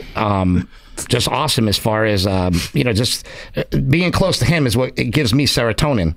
So I'd rather stick close to him. Well, not after he looks up Tugger, but I'd rather stay close to him than try to chase dopamine in other areas. You know, Tugger.com doesn't exist. Wait, Tugger as in Tugger? I'll find it. Type in the Tugger. I think, I don't know. Tugger. Tugger, like Tugger? Yeah, our dad watched some show about, like, I don't know, some show that, like, a how-to show. You guys are probably aware of it. It's really popular, but it was like how to cover your furniture. And it was all this stuff about covering and covering things and covering this and covering that.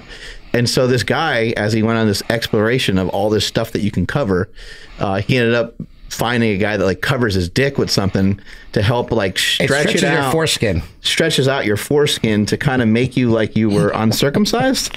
Yeah. Yep. Right.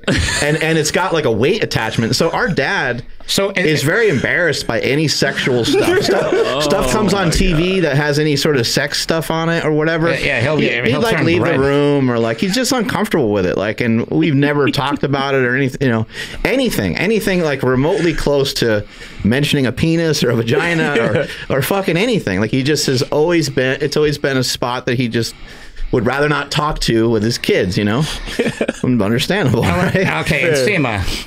And so then he's describing this thing to me, and he's telling me, he's like, yeah, this guy's got this weight. He's like, it's amazing what they're showing. He's like, it's got this weight attached to his dick. And he's like, and he's all shaved and everything, so you could see it. And I'm like, what the fuck? What am I listening to? Yeah. And so I told him, I said... It was hilarious. So I told my dad, I said, listen, because one of the things we've been doing to connect is talking about TV shows. Yeah. And so I go, hey, you got to watch How To. Oh, yeah, podcasts and stuff. Yeah. I said, you got to watch How To on HBO Max. Okay. And it's a show. It's called How To, and it's a guy. It's amazing. There's like 6 episodes. A guy takes a camera, and he goes out in New York City and just finds the weirdest shit and films it. And you never really see the guy. He's just filming people. And there's all these crazy episodes about just crazy things. But one of the like 4th episode is about covering your furniture, and it leads him to talk to this guy, and this is it, the TLC Tugger right here. It's this thing, but you can look that up. The TLC I don't know. Do I want to look it up? Ultimate the guy said superior outcome. Yeah, the guy said it gives you better sex. So I'm with Lauren. Shouldn't have had that part chopped off. I'm in the car, and I'm with Lauren. And my dad's like, hey, did you watch episode 5 about the guy's dick? And I'm like, what? And Lauren is dying laughing.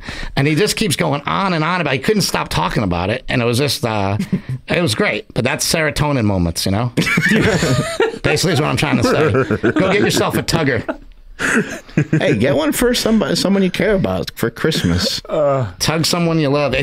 So what it does. Oh, wow. So what this does is it restores the elegant simplicity, restore slack skin. What it does is foreskin restoration is about better sex, undo some of the damage of circumcision. And the guy is so into his product. It's sort of like Smelly trying to sell a slingshot. You know, it's like he was so into it. Like, you got to see this. You won't believe it. And he was so pumped. But remember, he said, "Oh, the guy's shaved and everything." And so you can really see how it works. Yeah. I was like, we were so what? Yeah, we're still kind of. But that's that's our family. That was a walk. That was a walk I could have missed. You know, my mom could have went with missing that one. See, and my mom wouldn't let that show fly. Like, so before he wouldn't have never watched that show because Rosie would have shut it down. Now who knows what he's watching? Yeah, no idea. Incredible. All right, Bor, what about creativity? You know, like out of all of the different ones that you've experienced, which ones do you think are going to help you the most? What helped me the most was Orange Sunshine LSD. I directly used it for creativity. I did a movie, I told you, called Ibogaines, Ibogainz on YouTube. I didn't really promote it that much because I'm hoping to get some people to together and work on a feature-length documentary. I think what I can do is do a film about psychedelics that does for psychedelics what Bigger, Stronger, Faster did for steroids, and sort of get these things like really out there, but also connect some really good personal stories to it that are really interesting and fun and funny. And so I'm trying to do that. But as far as creativity goes, I had I want to call it writer's block, even though I know Mark doesn't really think it exists, but it kind of does in a way where I would write. So I didn't have like writer's block where I couldn't write, but every time I would write, I would be like, this is garbage, and I'd scrap it and start over. My problem wasn't writer's block. It was I could not finish it. And after I did Ibogaine, I actually, when I just did Ibogaine just by itself, I finished shit really quick. You know, I finished a movie in like a month. And so then after I did the Ibogaine, I was trying to I have a movie that I'm pitching right now called Meatheads. It's about how Mark and I are just meatheads, but how eating meat can really change people's lives and change the environment forever. You know, basically, if we do things right, and talking about the goods and the bads of diets and what we've learned on this journey after Bigger, Stronger, Faster. It's really probably end up going to morph into more of a project about Mark and I and how, you know, what happened since Bigger, Stronger, Faster. Because I think if you start putting all that stuff together, it really is going to teach people how to come to a conclusion about their health. I mean, he was 330-pound power lifter, and I was an alcoholic, drug addict mess after Bigger, Stronger, Faster. So how did we use not just meat, but how do we use these tools that we learned in the gym to become better people, you know? So I was cutting a trailer for that, and the producers, they all live in LA, and they're like, hey man, Netflix really wants to see something. And I was just like, oh shit, like I can't do anything. So I literally did the Orange Sunshine LSD, and the next day sat down and I cut that trailer like in like a day. And it's really like kind of intricate, and there's a lot of shit in it. And I just had the ideas just came, you know? And a lot of times the ideas came when I was listening to a song. So I was watching one of my favorite shows of all time called Succession. I don't know if you guys ever saw that. I've heard of it. You have to watch it. It's one of the best written shows ever in the history of television. Okay. And I was watching Succession, and the theme song, it's about family, and it's like the theme song in the beginning is really cool, and it has like these shots of all of them as like little kids running around. It just reminded me of Bigger, Stronger, Faster. I'm like, that's it. Like I didn't even have a name for the movie, really. I didn't have a theme for what the movie was. I was like, that's it. My brother and I are just meatheads.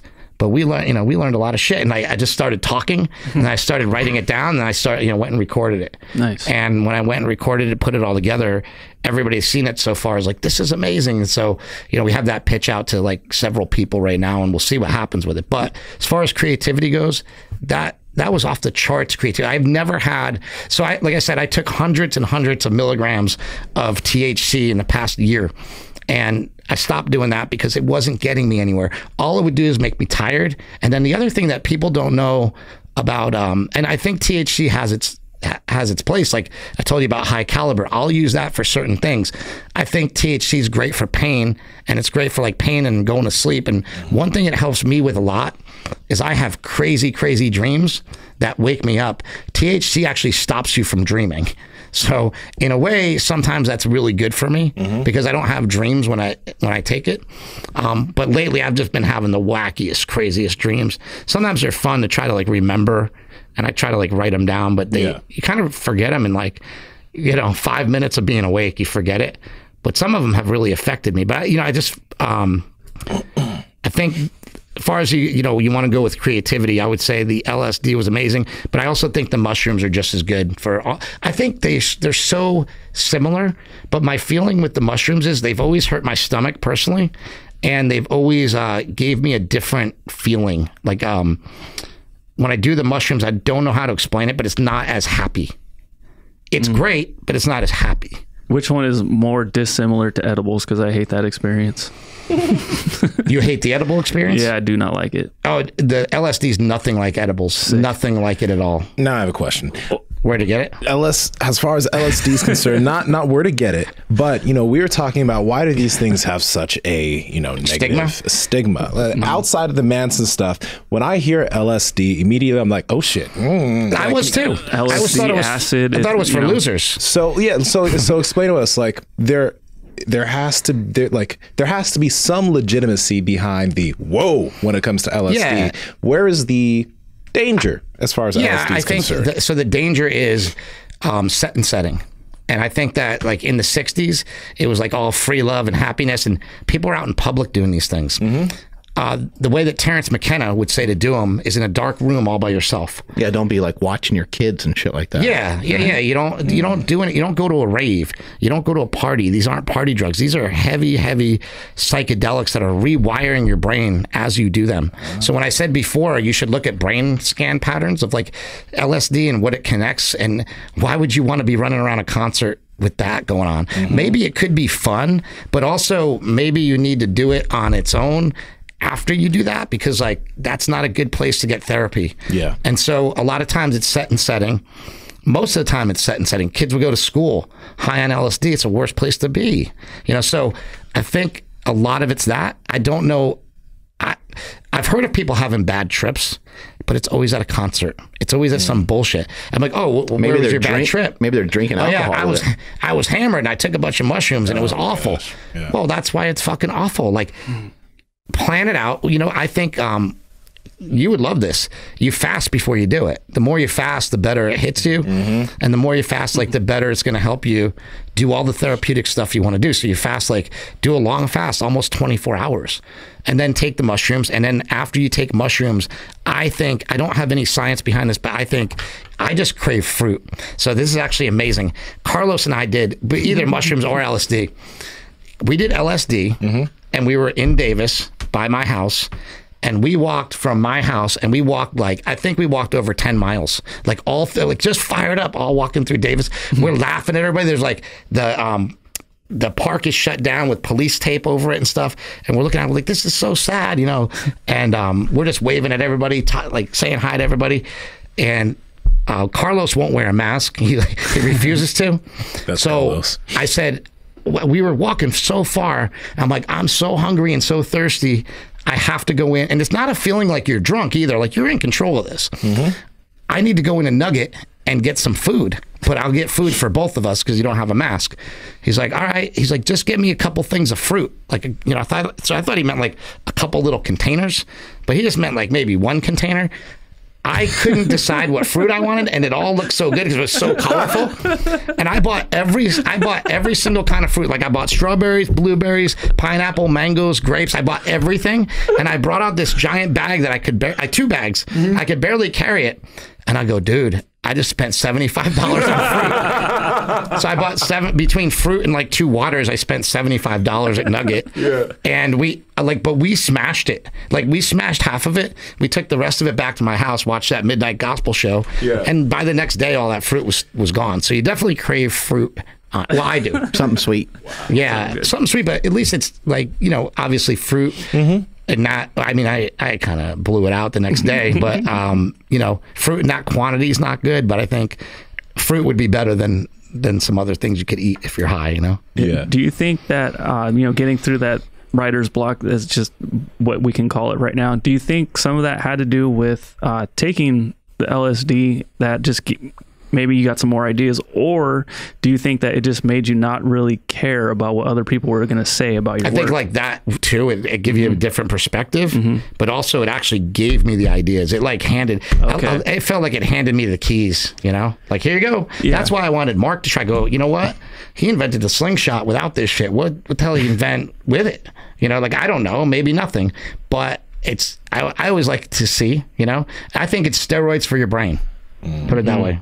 Yeah. This is your brain on steroids. No, that's great, because I just didn't want it to be one of those things where like, oh, now I just don't care, but I'm still not creating. You know. Well, you have to already be creative. Like you're already in that mode. I see you in here busting your ass every day, sitting on this computer and talking to people and doing video chats with people and adding shit to the website. So you already have that. It's just gonna make that more betterist. Sounds like fun. As Smelly would say. Yeah. And then as far as like, so you keep mentioning this orange sunshine. Yeah. Okay. Kind of going back to like Bigger, Stronger, Faster, where you guys were documenting things, but it's because it was a documentary, so you were kind of safe. Do you feel like there's anything you should be like worried about as far as like not necessarily promoting this drug, but like, our demographic, some young people do listen to this podcast. Well, so what's your stance on that? It's illegal, so it's hard to get, first of all. So like, first of all, nobody can get orange sunshine. It's like really hard to, I mean, not nobody, I know how to get it, but I think most people can't get it anyway. So I'm not too worried about that. But what I am, what I would say is just be cautious with anything. Like I said already, don't take these things if you're under 25 years old and your brain isn't formed. If you choose to do that, that's your own fault. You've been warned. You've been told. These things are scheduled and illegal, but I feel like all that stuff is dropping down and people don't really care about it that much. And so I just have never been afraid of the law as far as that stuff goes. Like, and don't get your information from one person. Look it up, like research it, like if you're really considering it, look in a couple different areas. So you're until you feel comfortable. The other movie to watch, I think people should watch The Sunshine Makers, and they should also watch Fantastic Fungi, because that's got a lot of great information about mushrooms. But what you realize is that mushrooms are sort of the source of all life, and that maybe mushrooms are the reason why our brains grew. Maybe the reasons why we were good hunters, and all these things about so this is another thing that people need to realize, because I got into a kind of a fun argument with Pastor Jim, or my dad's pastor. And I didn't even know it was an argument. We were just talking about it. And he was like, well, Chris, sometimes you open those windows and you can't come back out. You open those worlds and you can't come back out of it. I go, every single religion is based on psychedelics, right? Uh-oh. Yeah, every single religion has basis in psychedelics. So once you say that, it's like, what are you going to say? Christianity, the one that we, a burning bush. Yeah, it's all psychedelics. And so it's like, it's really hard to deny that these things are part of our history, part of our heritage, and part of who we are as human beings. And we need to embrace it rather than run away from it. One thing I'm curious about, I know we've kind of harped on this, but when I think of some of the stuff you're talking about as far as creativity is concerned, right? It makes sense. And it makes sense that you will be able to maybe figure out things, or certain dots are going to connect. But the one thing that kind of, I guess, makes me apprehensive is, what if you feel that, oh, now if I really want to get there, I have to do this to be creative. That's like every time? Every time. Because I feel like if it unlocks some things that are so good and you feel so, So you think that, right? And you're like, oh, I want to do this every day. And at first, I did want to do it every day. I wanted to do mushrooms every day. I need more mushrooms. Let's get it. I was telling everybody, you got to try mushrooms, right? They start to lose their luster. Like, it's just weird. They're not addictive drugs at all. Okay. And so if you have an addictive personality and maybe you get into that realm, but I have a very addictive personality. I just never feel like I need to take them again. I have, so actually, Lauren, and Lauren's my ex-girlfriend, and she's here right now. Even she just popped into the room. So she was so afraid of doing psychedelics, but she wanted to do them because of trauma. And that's why I think most people, should look into them. If you have trauma in your life, you have so she was dyslexic, learning disabled, all grown up. Teachers, told her she wasn't smart enough, she wasn't good enough, whatever. And that really just kind of killed her, and she ended up graduating from college, from Temple University, and all these things that she could be really proud of. You could be really proud of that. But when you're like 4 years old tells you that you're not smart, you believe it. And you carry that through your whole life, and it makes you just hate school, makes you hate learning. It turns you off to learning.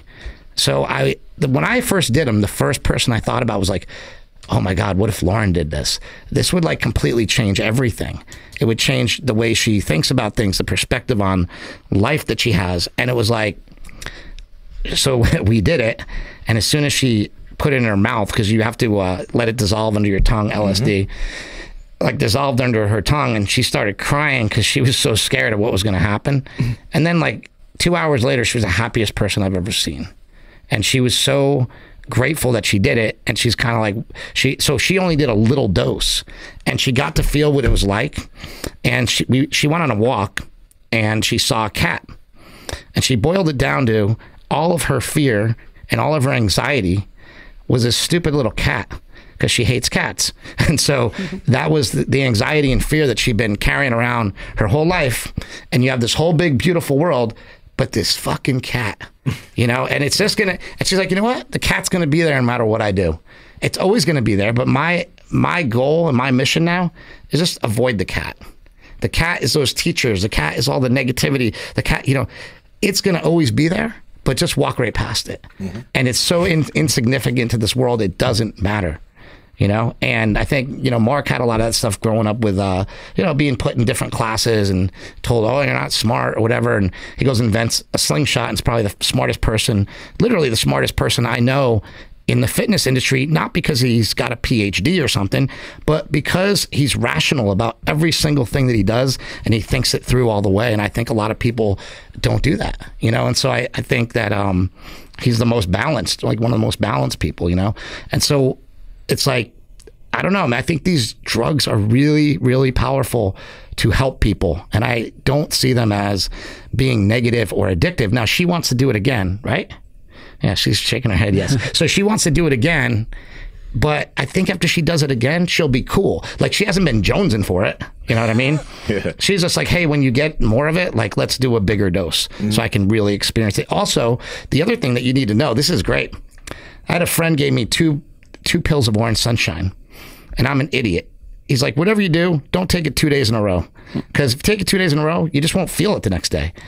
And it was so good that I was like, you know what? I don't think this guy knows what he's talking about. I'm going to take it the next day. Didn't feel a single thing. You need to wait about a month in between taking LSD before you can feel it again. So how do you get addicted to something you have to take every month? You know, it's like every month, here we go. I got to get, you know, it's like, you just, that addiction doesn't work that way. Addiction's a 24-hour clock, you know, kind of, where you have to have more and more. Yeah. Addiction is a real easy thing, though, too, because it kind of, part of the definition of it is just that it interrupts, you know, the stuff that you normally plan to do. It interrupts your job, interrupts your relationship. So being high can certainly do that. And so even just if you're high occasionally, but I think, to your point, it's something that you do when you have time. You don't do it necessarily when you got a day of work ahead of you, or all those different things. You have to kind of take your time with it. And people should be way more apprehensive about having a beer than they should a psychedelic. Oh yeah, in my opinion. And you know, like when I actually looked up deaths from mushrooms and all this stuff, actually just in psychedelics in general, you look up deaths. Remember in Bigger, Stronger, Faster, I showed that list. Well, the death chart for psychedelics, you have a better chance of getting struck by lightning, which is like really low. Hard, yeah. So that's kind of crazy, though. You know, like, wait a second, I thought they killed all these people. No, alcohol, tobacco, and food, you know, and poor sleep and poor hygiene, you know, and those kind of things. That's what's killing people. Yeah. Being lazy. Is it expensive? Like, how much is like one of those capsules that you were just talking about? I traded a couple Piedmontese steaks for it. I mean, I don't know. So because people, gold? Well, people. So two flank steaks about? Yeah, people. Like I said, the people I know are like, it's all about love, and so that's how I get it. I don't know how other people get it, and I'm not gonna like answer people's DMs about where to get it, because I just don't know. I literally I know like 3 people that have gotten me different psychedelics, and hopefully this podcast brings in a flood of people going, hey bro, I got you. Because it really, no, what I would like to do, I want to bring in, you know, I want to be able to help you guys. I want you to do it. So now, you know, you guys have a great podcast and a beautiful platform here to spread good information.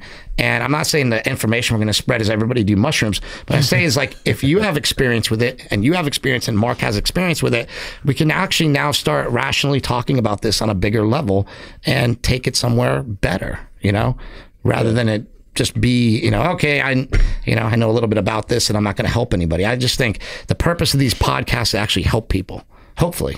I want to try some psilocybin for sure. Definitely. Well, we'll hook you up. There's ones called penis envy. They actually look like a penis. The mushrooms actually look like a penis. I thought it was just a picture of Nsima on the cover. Yeah. So there's all sorts of different fun... in a banana hammock. Yeah. Fun mushrooms. If you guys want to look more into mushrooms. And there's a lot of mushrooms that aren't psychedelic that do a lot of other good things, like lion's mane is really good for pain, and a lot of these are good for like depression and stuff that you don't actually feel them, but they definitely help, and there's a lot of studies to back it up. Turkey tail mushrooms help a lot of people with cancer, and I hate saying that because whenever something's for cancer, it's like, oh, you know, people are like, fuck you. It's, you know, it's not, and I'm not saying it's going to cure cancer, but Paul Stamets, and people should look up paulstamets.com, Stamets, or just look up Paul Stamets in general. Listen to him on Joe Rogan. He's amazing. He's sort of the mushroom king, and he talks a lot about it on Rogan. Guys like Graham Hancock Graham Hancock's the guy that talks about all the ancient cities and stuff on Rogan, but he also talks about ayahuasca, and he's very knowledgeable on ayahuasca. Have you done that? I have not done ayahuasca. So the difference between, I'm glad you asked, the difference between ayahuasca, which is a natural form of DMT, and then DMT, which Rogan and Mike Tyson talk about all the time. The difference between like those two things in ibogaine is they say that ibogaine is like an inward journey. So you journey within yourself to figure out what the hell's wrong with you and fix it. And with ayahuasca, you like journey out into the world and find things that are like you want to change in the world, or you want, like, it's more of, I don't know how to explain it because I haven't done it, but they say it's a more outward experience. But also I hear great stories of DMT where people say that they did a DMT trip. It only lasts 15 minutes. That's kind of the beauty of DMT, not ayahuasca, but like actual smoking DMT. It only lasts like 15 minutes, but people are like, dude, I smoked DMT and I spent 4 months at a job that I hated. Like in the trip, like 4 months, I had a wife, I had 2 kids, and they have no kids and no wife. They have all these experiences. Pause. They said that felt like 4 months. Yeah, and Joe Rogan talks about this joker that's flipping him off, telling him he's a fraud and all this stuff like that, and it like really affected him. But when he came out of it, he's like, "Don't be a fraud. Just be honest. Be yourself." You know. And I think these plants are teachers. They're there. They teach us what we need to do, and then we go out and do it. Take us on out of here, Andrew. I will. Thank you, Chris. Appreciate it, man. Yeah, you answered a bunch of my questions, and I'm still going to text you and bug you about everything. That's all right. And it was really cool seeing everybody on the live chat. People were asking for a Power Project retreat, where we just all go do DMT together. Let's do it. That'd be sick. But yeah, thank you everybody for checking out the live stream today. Thank you to Element for sponsoring this episode. Make sure you guys go to drinklmnt.com/Power Project. Please make sure you're following the podcast at Mark Bell's Power Project on Instagram, at MB Power Project on Twitter. My Instagram is at IamAndrewZ, and Twitter, same thing as well. And Nsima, where are you at? At Nsima Inyang on Instagram and YouTube, and Nsima Inyang on Twitter. Chris? At Big Strong Fast on Twitter and Instagram, and people can go to YouTube and watch the movie called Ibogaines, Ibogainz, or go to ibogaines.com and you can watch it there, and you can also inquire if you're interested in treatment. At Mark Smelly Bell, strength is never weakness, weakness is never strength. Catch y'all later.